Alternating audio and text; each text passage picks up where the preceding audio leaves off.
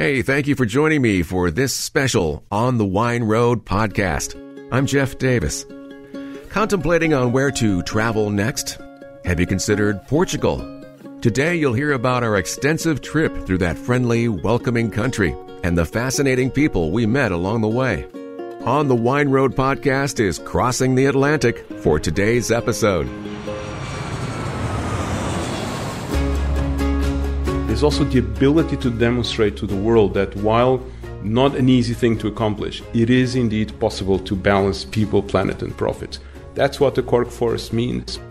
And I think it's interesting because there are a lot of people who are moving away from the five-star hotel experience to an experience where you are kind of living and breathing and seeing a little bit of the family history, I guess. She's Sophia Renquivst, the owner of Quinta da Rosa, a port and red wine producer and inn on the Douro River in Portugal. She's the sixth-generation family member involved with the port trade, and what an interesting story she has to share. You also heard the Director of Marketing and Communications for Portugal's Amorim Cork, the largest cork producer in the world. You may have seen their cork finishing plant, Amorim America, in South Napa. We also stopped by Quinta da Avaleda in the Vinho Verde region. I'll chat with their winemaker, Fabiano, as well. We thoroughly enjoyed the trip and saw much of the country.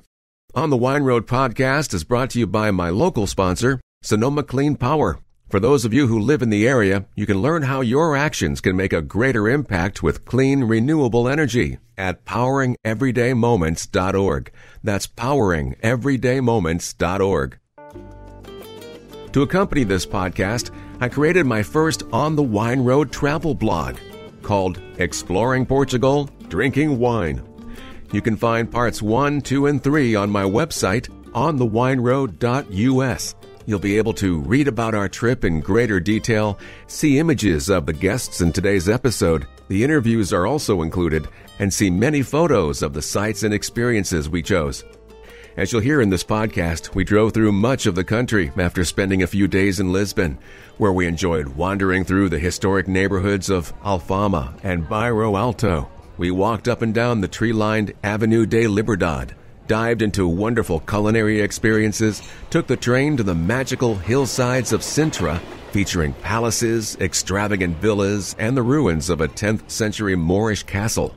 Throughout the 12-day period, we of course satisfied our desire to appreciate the wines of Portugal. You'll see quite a few of them on my travel blog. Several months before we left, I had been emailing Carlos de Jesus of Amorim Cork. After doing an interview in Napa at ETS Laboratories a few years ago about the improved quality of cork closures, I was inspired to learn even more about that exceptionally versatile product by going to the source, Portugal, the world's leading cork producer. It may or may not be a product you put much thought into, but I guarantee you, after hearing this interview with Carlos, you'll have a much greater respect for that bottle closure that accompanies nearly every serving of wine and sparkling you enjoy. Carlos invited us to their large production plant in Mozilhões. He's the Director of Marketing and Communications, so it's no surprise he speaks fluent English and lives part-time in New York and travels to California quite a bit. You'll be impressed with the remarkable efforts they undertake and the sustainability of the cork industry.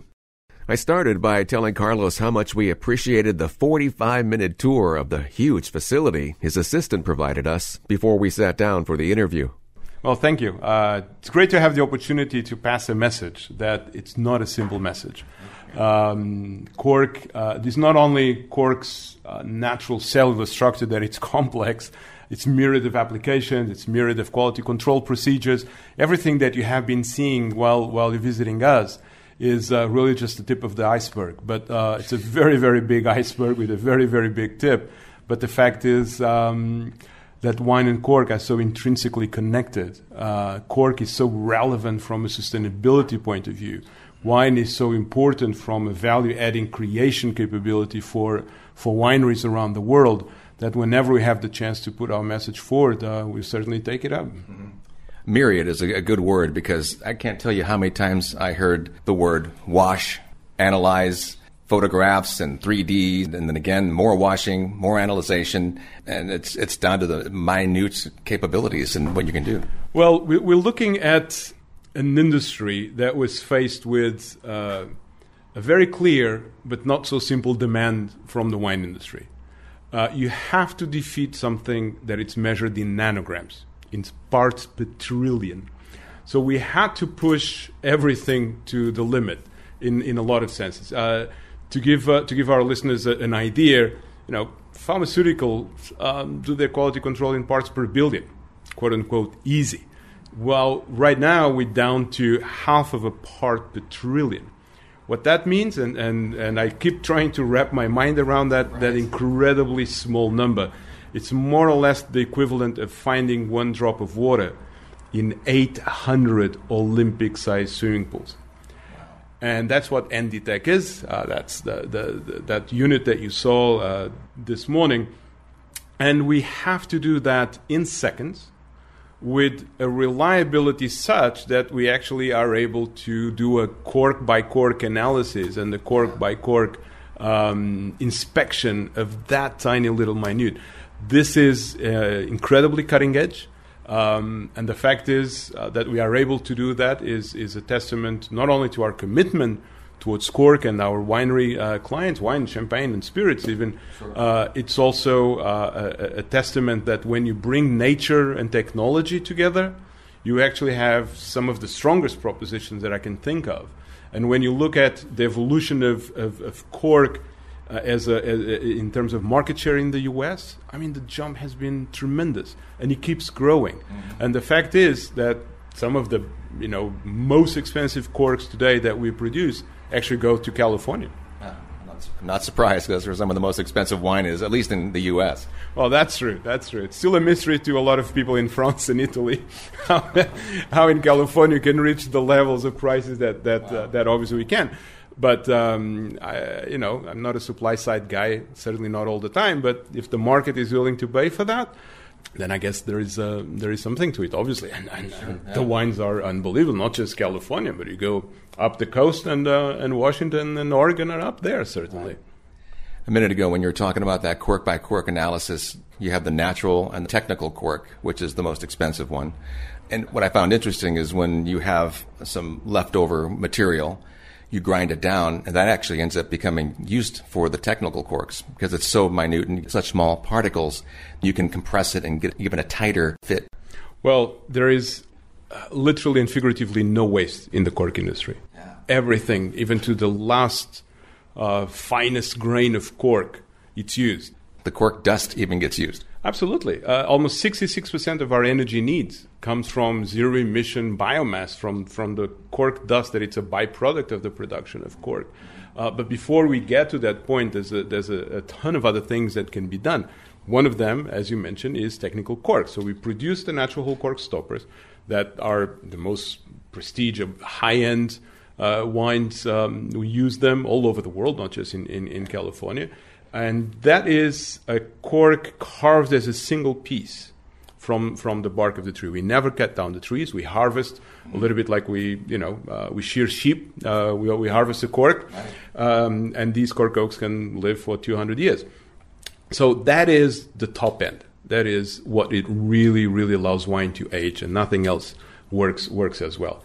But a byproduct of that punching of those raw corks, of those natural whole corks, from the raw material, is a granule that we can create. We can grind those byproducts and create the raw material for corks that go to faster rotation wines. They are much more accessible from a price point of view, but deliver the same kind of quality that the higher end corks do. They don't stay as long in the bottle, but everything comprised creates a balance between what we are able to offer and what the property owners and the thousands of property owners that are our suppliers manage to generate in terms of value added. It's that balance that hinges on the wine industry. Sustainability has been an important topic now in the wine industry for a number of years, and the cork industry is about as sustainable as you can get. Well, yes, I think we are a great example of how you can grow while remaining sustainable. In fact, the company celebrated 150 years last year, and we didn't become green because it's trendy or fashionable. For us, it was always a very straight, direct line, without sustainability. There are no forests. Without forests, there's no business.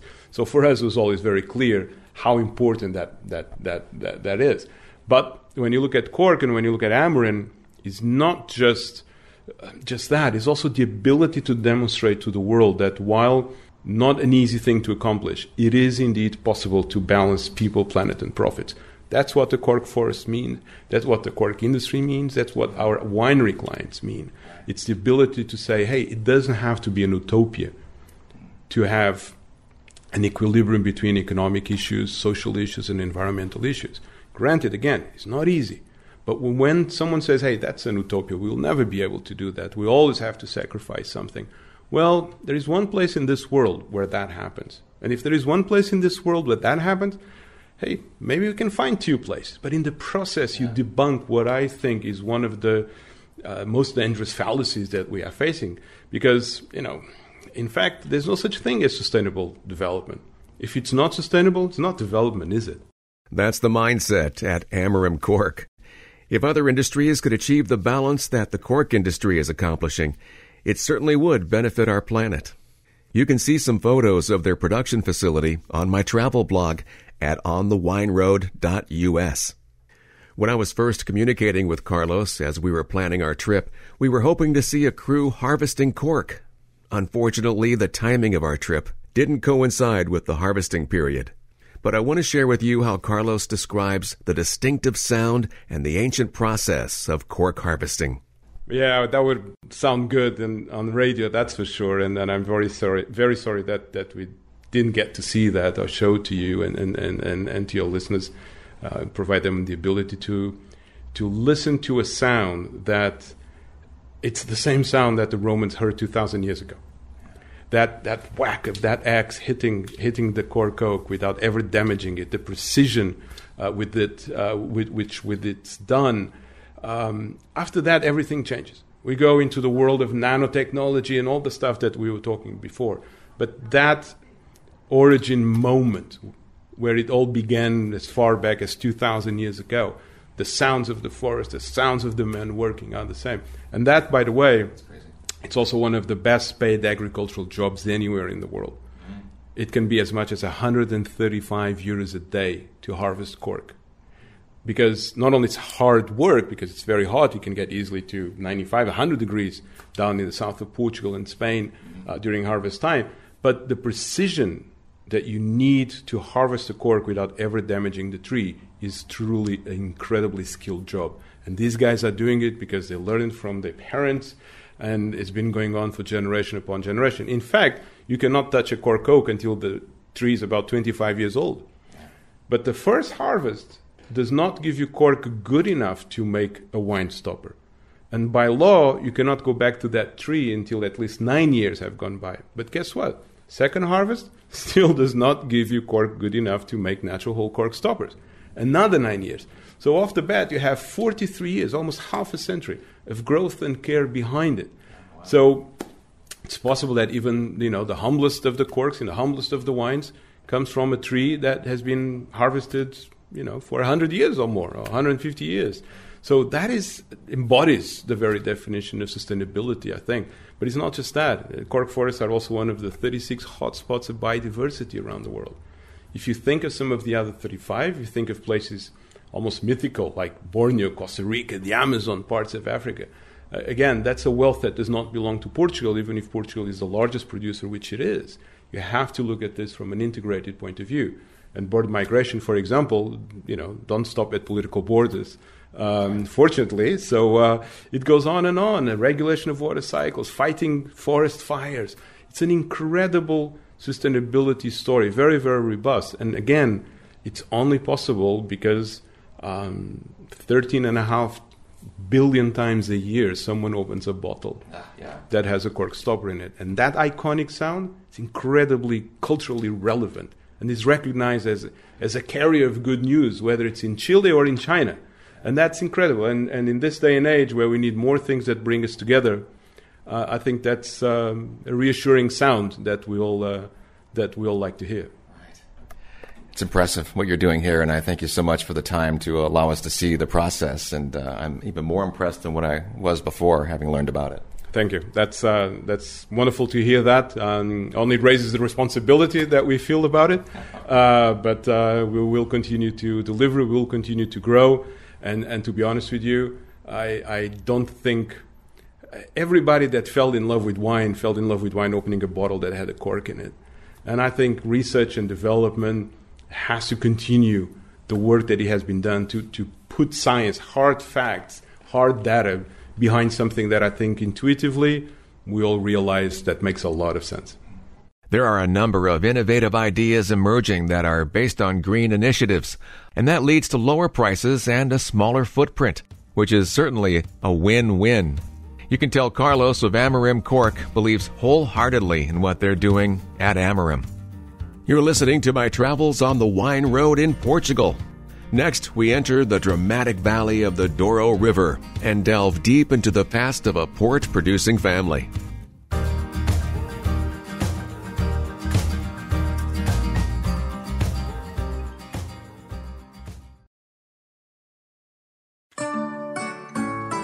Let's continue now with Exploring Portugal, Drinking Wine. When we left Lisbon, we ventured east to the ancient town of Évora, then traveled northwest to Coimbra, stayed a couple of days, and made the trek to Amorim Cork. After returning to Coimbra for the night, we made our way northeast to the stunning, steep terraced hillsides that rise from the Douro River in the majestic wine region of the Douro Valley. At a spot where the river makes a sharp right-hand turn, set up on the hillside above the banks and the railroad tracks, is the town of Pinhão. It's port country, and Sophia Renquivst, the owner of Quinta da Rosa, has spent much of her life there. That's where we stayed, and Sophia, or Sophia, was kind enough to spend nearly an hour with us in her dining room on the property. Her family has a fascinating history, and as you may or may not know, the British have been involved in the port industry for centuries, so don't be thrown by her accent. We're talking about your name pronunciation. I like Sophia. Thank you. It's what my mother calls me. But in Portugal, the Portuguese call me Sophia. So Sophia, whatever. You're an international woman. I guess so. I was born in Beirut in Lebanon, and I'm an English person running a vineyard in Portugal, so I'm pretty international. With a Swedish background. With a Swedish background, yeah. And my ancestors were German, so there we are. I always say, like a good wine, I'm a good blend of different countries. Oh, there you go. Yeah. The Quinta da Rosa goes back to the early 1800s, doesn't it? Yeah, my ancestors from Germany came over from Hamburg in 1815, and they started a trading port. But it wasn't until 1906 that Quinta da Rosa was brought into the family. It was actually given to my grandmother as a christening present. I think it probably was more like a wedding dowry, but anyway, she was given it as a christening present because her father, my great-grandfather, was in the port business. Mm-hmm. And so it kind of all became part of the port world, I suppose. That's the gift that just kept on giving. Yeah, it's the gift that has caused a lot of, I suppose, a lot of investment in the family, and it's been a labour of love. So sure. It's not like we've just pressed a button and the cash starts pouring in. It's right. The opposite. We pressed a button and we have to carry on investing. But it's wonderful. It's a wonderful passion that I share with the rest of my family. So after Dietrich founded the Feuchert port trading business, he moved to London to kind of kickstart the business even further. That's right. I mean, I'm actually reading my great-great-grandfather H.L. Feuchert's diaries at the moment, wow. Written in the 1880s. And in 1850, he moved to London, and he spent 30 years of his life setting up the business in London. And he was commuting. And in those days, according to his diaries, it took him 56 hours to go from the Douro up to London.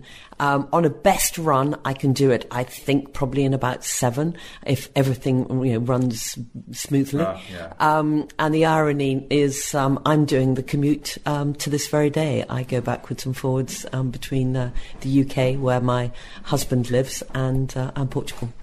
Is he British himself? He's British, and he's a lawyer. So, I've married back into the British. I'm just hoping one of my children will marry Portuguese, and then it becomes much easier because you can base your life here. Because the commute's quite tough. I mean, it's easy now with Zoom and computers and things like that. But in his day, it must have been very complicated. There's such a British community here, and I was almost expecting you to have a Swedish accent since it was your family's background, along with the others. And you even look Swedish. I do. I mean, my surname is Swedish, but my mother, and I think you take, where you're from your maternal links. My mother is very much English. But I feel very lucky because, I'm this kind of, a polyglot of different nationalities. And really where my heart lies is in Portugal. But I have a very strong foot in England. So aren't I lucky to have these two cultures that I can kind of enjoy and play with? And when I get fed up with England, which is where I am at the moment, I can spend a lot of time in Portugal. Yeah. And when I get fed up with Portuguese bureaucracy and the way things move here, I can go back to England. So they move slowly, from what I understand. They move very slowly, and it is incredibly frustrating. And you just have to push. And my winemaker, George Moreira, said, it's my tenacity that's got through. I just have endless lists, and I just don't leave people alone. I keep going. So the Depression era was really tough on the Fioreid brothers, and they ended up folding. Yep. Yet the Quinta de la Rosa stayed in the family. It did, because it was given to my grandmother as a christening present. So that was, very fortunate that she was able to keep the estate. The business was sold to Barros, which is another Portuguese family. And my grandmother actually ended up living on the estate in the 1950s and 60s, growing grapes and selling them to Sandeman. And, that was an extraordinary life. It was so cold in the winter, she used to kind of go to bed with her dogs and a fur coat and read endless books and kind of not get out of bed, I think, for a couple of months. Wow. And in the summer, it's so hot that I think, she never went to bed. She was partying all the time. She was quite an eccentric lady. Yeah, I've heard the weather is extreme here, bitterly cold and heavily hot. It is, but it's also very dry and very sunny. And since we've been welcoming guests, it is wonderful for tourism because we have quite a long tourist season, which really has helped finance La Rosa and also helped put La Rosa on the map. We now have 25 rooms, and everyone who comes to visit us, and especially now we have more Americans, which is really exciting. Even post-COVID, the Americans are coming back, like you guys. I can't believe how quickly it was. Post-2008 crisis, it took much longer. And I think Americans are much more willing to travel, and I think Portugal's quite high up on their travel list at the moment. I think we lost so much money in 07 and 08 and 09 that we couldn't travel for a while, but during COVID, we just sat around and didn't spend money, so. Yeah, and I also think the fear is a different type of fear, so it means that people we're welcoming people, which is great. So yeah, my grandmother lived on the property at La Rosa in the 50s, 60s and early 70s. My father then took over on her death. And it was only in 1988 when we started making our own port. Yeah. And that was the kind of the launch of the new Quinta de la Rosa. Yeah, relaunched the business. What were you doing yourself during the 70s? 70s I was going to school and growing up, and then in the 80s I left Cambridge and went and worked in the city in a bank, which I hated. I took an MBA. I became a management consultant at a company ironically called Booz Allen. So I always say I went from one booze to another. Much nicer booze that I'm involved with now. Yeah. And really from 1988 onwards I was helping my father. It takes a long time, even if you have your own vineyard, it takes a long time to set up a port company because you have to, you incur the costs. And then, of course, the youngest port you can possibly sell is 2 years after the harvest, so that's a vintage port. So, we had about 3-4 years of no money coming in. Mm-hmm. And on top of that, I had a vintage port to sell, and I was knocking on people's doors because I had no distribution, saying, "You want to buy my vintage port?" And people going, "Well, where are your tawnies and your rubies?" And "Oh, they're coming along." Yeah. So it takes quite a long time. Give me a decade. Yeah, exactly. Give me a decade or two. It was quite exciting when we launched our 30-year-old tawny 30 years after we started La Rosa. So it's you have to be patient in this game. Yeah, it's certainly an industry that often takes decades to see the result of certain dreams. It has long been a dream of mine to visit the Douro River Valley with the majestic, steep terraced vineyards on either side of the valley. It was such a thrill to finally see it in person. Quinta de la Rosa has one of the steepest vineyards in the valley, and they call it Valle do Inferno, Hell Valley. It's one of the few vineyards terraced with stone walls to counteract some of the hillside grade. And it was just a few minutes' walk from the Quinta, so we ventured over to wander through it. You can see a photo of it on my in-depth blog post about our trip on my website, onthewineroad.us. Look for Exploring Portugal, Drinking Wine, Part 2. In 1998, after years of selling grapes, Sophia and her father decided to create their own port brand. Who instigated the port-making program? Was that you or your father, or together did you come up with the idea? I think it was always my father's, I suppose it was his love and wish to have our own port brand back in the family. And I think he was getting more and more frustrated selling grapes to Sandeman. And, a lot of the money, even though it isn't really, is in the actual final bottle, not in the selling the raw materials. And so by vertically integrating, I think he thought we could make La Rosa work financially, because before that it was really difficult. Just growing grapes and selling them was hard to cover our costs.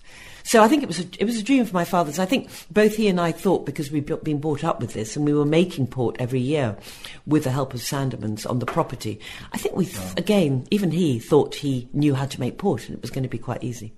And he learned his lesson, too, that I didn't know as much as I thought I did. He did. I'll never forget at kind of 3 o'clock in the morning, one harvest, and we'd put some new machinery in, and it wasn't working properly. And there was a big tube of grape skin and grape pips that had got stuck, and it broke, the tube broke just where it connected. There was a connection. And it lifted up and sprayed the whole of the winery, and then narrowly missed my father's head when it fell down by about 5 centimetres. Wow. And there was dead silence. And my father, who never swears, said something something along the lines that we're a whole lot of something amateurs, in the dead silence that followed. And I'll never forget that moment. I can't tell you how many times I've heard of the spewing something or other in the wine business over the years. Yeah. Well, the spewing wasn't so bad as the fact it could have killed my father. Could have killed him, Yeah. But you came up with a clever futures initiative, and that certainly helped you get going financially. Absolutely. No, we did something called some port bonds right at the beginning, and we raised over 200,000 in those days, euros, and that was a huge help to kind of help finance those first few years. And actually, post 2008, when we made another big investment in building a new winery, because we very soon from port we started making wine, and we were one of the first to make wine from port grapes, dry wine in the early 1990s. So we had to change our winery, and we got round to doing that only in 2008 because all the bureaucracy and the time it took to decide what we needed. And again, we did some more port futures then, wine and port futures, and both times it really helped finance, and also just it was kind of a group of friends of wine lovers and supporters of La Rosa, and many of them are still in contact with us today. Oh, yeah, I imagine. Yeah, you were one of the pioneers in the port industry to create a table wine, weren't you? We were one of the first, and it's kind of rather strange now to think that most people are making table wine out of port grapes. And the fact that the Douro is so famous now for not only its port but its wine. And it is strange looking back. I'm now big, 60, and looking back over the last 30 years, thinking, wow, I've been responsible or part, because, it's like anything, it's not just one person, but I've been part of this huge revolution in the Douro. Yeah. I mean, the Douro 30 years ago, no one ever visited. We were just, mainly making port. And now people are making wine, there's tourism, my son is making beer, which is very exciting. Yeah, so, there's a lot happening here, and it's a very exciting place to be. And the Quintas, I imagine, initially didn't have rooms to stay, and that's developed quite a bit over the years. Definitely. I mean, my parents were one of the first to open Quinta de la Rosa up. We had a farmhouse, in fact, where you're staying, which is now we've made into individual rooms, but we rented that on a kind of weekly basis. And then gradually we've had one room. As you see, they're all scattered around the property. And I always try to say to people, we're not a hotel. You come and have the experience of living on a vineyard, and usually one member of the family or another are around, and I always have breakfast and try to kind of welcome people. And as you you saw this morning. And I think it's just terribly important. And I think it's interesting because there are a lot of people who are moving away from the 5-star hotel experience to an experience where you are kind of living and breathing and seeing a little bit of the family history, I guess. It's much more of an experience. Yeah, it is. But then it's hard to match that with the people who expect to come and... We purposely don't have televisions or telephones in the rooms because I hate listening to people with their televisions on in the next door room. Yeah. And for the Portuguese, that's been quite a challenge. But now with iPads, and that's why it's very important that the internet works well, you can download whatever you want to watch and listen and everything. Sure. But it's kind of transforming people to say, hey, look, you're here to relax. In fact, maybe we should have an internet-free area. I think that might be too much. We sure enjoyed our stay at Quinta de la Rosa. They offer several types of rooms, some more private than others. The view out our window is fantastic. Their on-staff chef was wonderful, too. Many of the notable port houses are nearby, and believe it or not, there is a Michelin star restaurant just 20 minutes down the river. It's called DOC, which I'm guessing is a reference to the category of quality wines produced in Portugal. My wife couldn't pass up the opportunity to dine there. It was par excellence. I don't know how to say that in Portuguese. Some of the experiences and challenges Sophia faced over the years as the owner are somewhat similar to what winery owners deal with here in Northern California. Yet I think it is interesting to hear about the unique differences. For instance, the grapes they use are quite different. For their red port and dry red wines, they use the traditional Touriga Nacional, Touriga Franca, Sozao or Sozo, and Tinta Ruiz, which, by the way, is Tempranillo. For their white wine, they use Viozinho, Habigato, Gouveio, and Malvasia Fina. With their current winemaker, George, they made quite an impression with Wine Spectator. Tell us about George when he came on and the accolade he received shortly after joining. I'm so pleased. I love George. He's just a wonderful man. George joined us, George Moreira, our winemaker, joined us in 2002.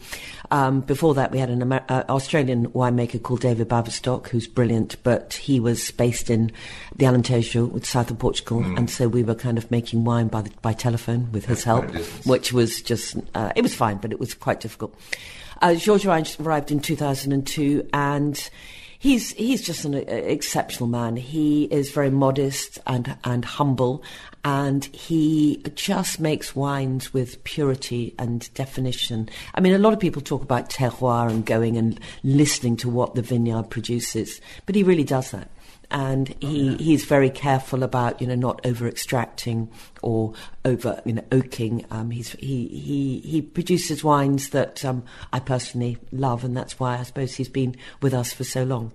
You've been recognized as Wine Spectator as one of the world's best wineries. Yeah, that was great. We got invited to the Wine Experience, which was a really big deal. I think there were only, 350 wineries in the world on that list. So just before COVID, we went to New York for that, and it was a huge accolade, and we continue to get great 95 points plus in many of the American, and actually in many of the journals around the world. That's fantastic. Mm-hmm. Yeah, and you are distributing to the U.S.? Yep, I have a fantastic importer from the U.S. They're called wine cellars. I mean, the American market is difficult because you have this 3-tier structure. Right. And also, we're a long way away from Europe. We can't, I sell very well in the UK because I'm there, always working the market. And obviously, it's harder for European producers. And I think there's also kind of possibly less loyalty, but that partly is because I'm not there because the wine business is not only the product you're producing, it's the friendships you make. It's beyond a normal business. And anyway, we work with the Sega family from Wine Cellars, and they really are a wine importer. They really understand about wineries. And they picked us up because they fell in love with our port and we have a very good 500ml bottle, a modern bottle of port.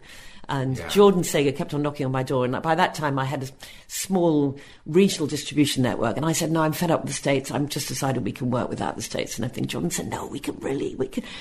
And eventually I gave in, and we have a joke about why did it take me so long? And no, they're great, and we have pretty good national distribution, and they're doing a very good job for us. Excellent. And you mentioned the brewery earlier. That's fantastic. Like, you're not doing enough here. You wanted to add a brewery as well. Yeah, I said no more projects. I think it's very important. I once met someone called Daniel Brunier from Via Telegraph, and I think they're fifth generation or whatever. And he was saying that every generation the family have given a project to the next generation, or the next generation has chosen a project. And I listened to that, and I think it's terribly important that if you do have a family business, that members of the family, the next generation, take on their own projects. Mm-hmm. And the beer project is my son's project. I mean, with the help of my brother, who's giving him advice and everything. But it's very much my son has I don't know, just taken responsibility for it. And right. I think that's good. He's learning a lot, and it's been a bit painful, especially with, the last couple of years. But he's making some very good beer. Well, the craft beer industry is exploding in the U.S., or has been now for 10, 20 years. Yeah. And there are a lot of couples where the male wants the beer and the female wants the wine, or vice versa. So it's nice to be able to reach both. Yeah, I think so. And I also think, once you've done a tasting, you often want a nice glass of beer. Even and I'm not a great beer drinker, but I came back last night and I sat down for dinner and had a glass of beer, and I surprised myself. But I like his beer. Well, you must be immensely proud of what your family and you have accomplished over the years, and surprised as well. I don't think I'm proud. I think I'm more surprised, and fear of failure continues to drive me. And I don't know. I think it's my great grandfather who did have to sell the business, and my one dream is to make sure this works and is self-financing.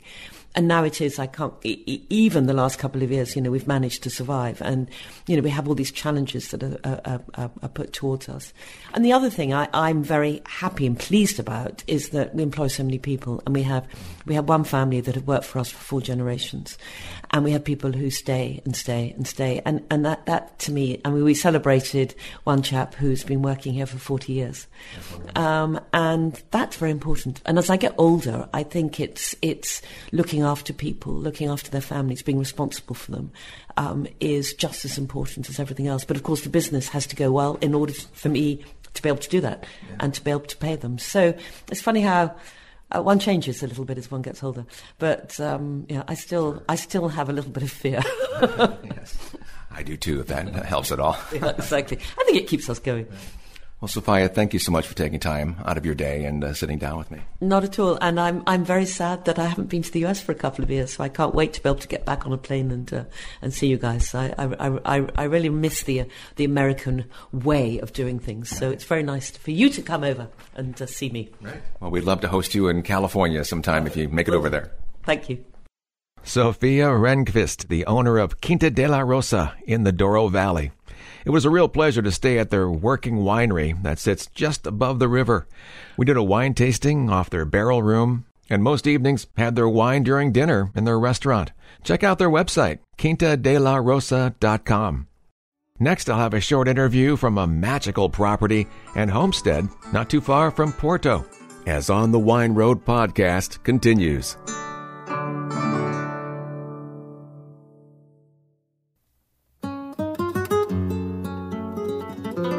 Now, I'm back with the final segment of Exploring Portugal, Drinking Wine. And this next one took place at Quinta da Avaleda, in the Minho region, the home of Portugal's popular Vinho Verde, white wine made with primarily Alvarinho, as well as Trajadura, Loreto, and others. The wines were very nice, but the grounds were otherworldly, like a fairyland. You can see images of the enchanting property on the travel blog at onthewineroad.us.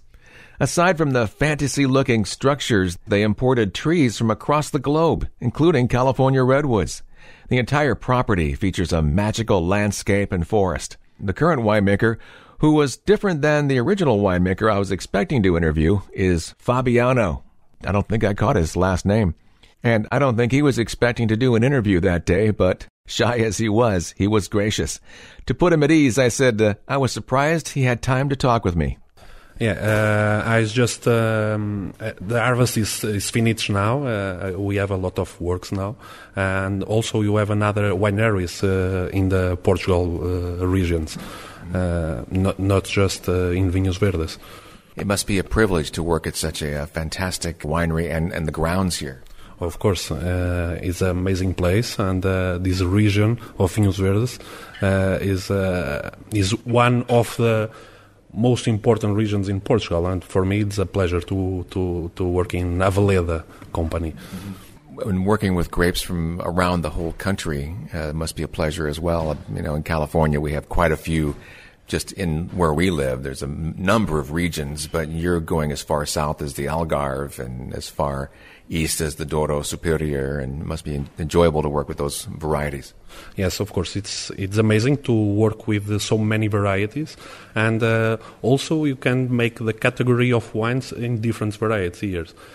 From Verdes, Alvarinho and Loureiro is the queens of the varieties, and if we go to Douro, we have Touriga Nacional and Touriga Franca. It's a pleasure for work different varieties and different wines for sure.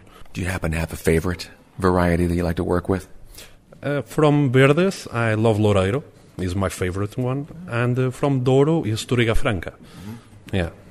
Touriga Nacional is, of course, the king of the country, isn't it?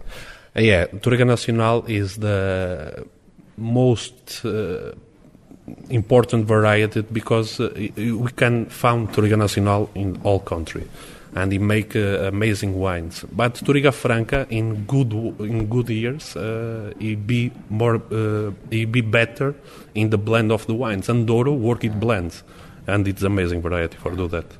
It's nice to have those varieties that are perfect in blends, and you can adjust the amount. Yeah, it's amazing like that. Yeah. And you make a port wine as well. Yeah, we make a Porto in Douro, of course, and we make 3 categories. One category is Ruby category.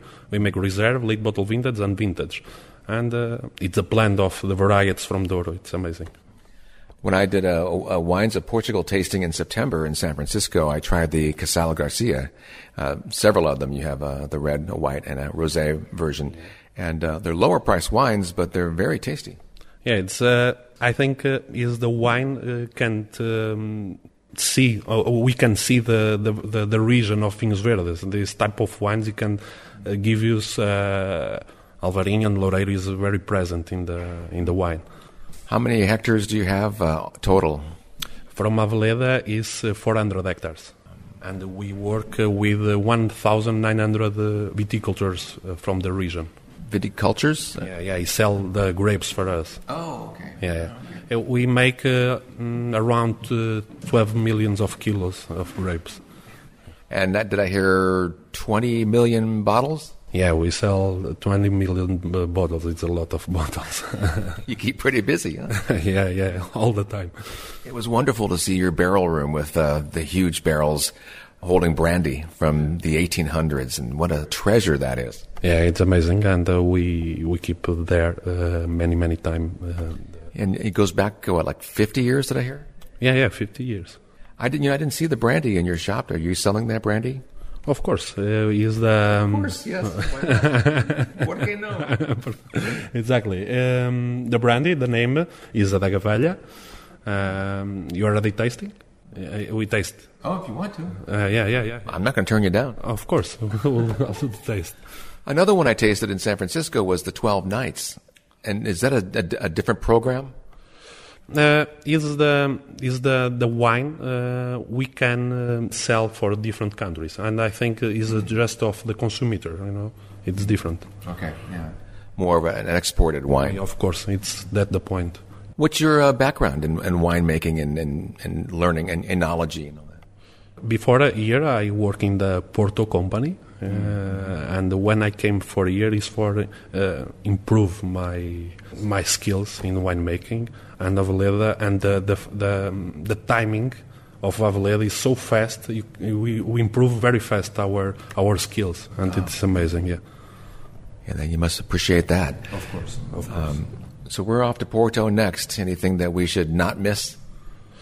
For sure, you need to visit the caves of Porto, and to know a little bit more of Porto wines, the difference of the Porto wines. It's amazing. Oh, we certainly did. We toured Sandeman, tasted at Kepke and Quinta da Avaleda, and visited Taylor Fladgate. Considering an international trip soon, Portugal was fantastic. We drove about 800 miles in 10 days, and the rental car was only 224 euros. The Portuguese are welcoming, most speak English, and the meals are usually more than we could eat. The wines we enjoyed were as good as I expected, and I adored the occasional gems we found. I'll always reach for one when I can. Thanks for listening to Exploring Portugal, Drinking Wine. I hope you found it to be not just entertaining and informative, but inspirational as well. Thank you for listening. Please subscribe to On the Wine Road podcast so each episode will automatically appear on your favorite platform. And I appreciate a good rating if you're offered the chance to cast your opinion. On the Wine Road podcast is written, recorded, and produced by me. Find images and more at onthewineroad.us. I'm on Facebook as On the Wine Road and Instagram as JD Wine Road. I'll talk to you soon.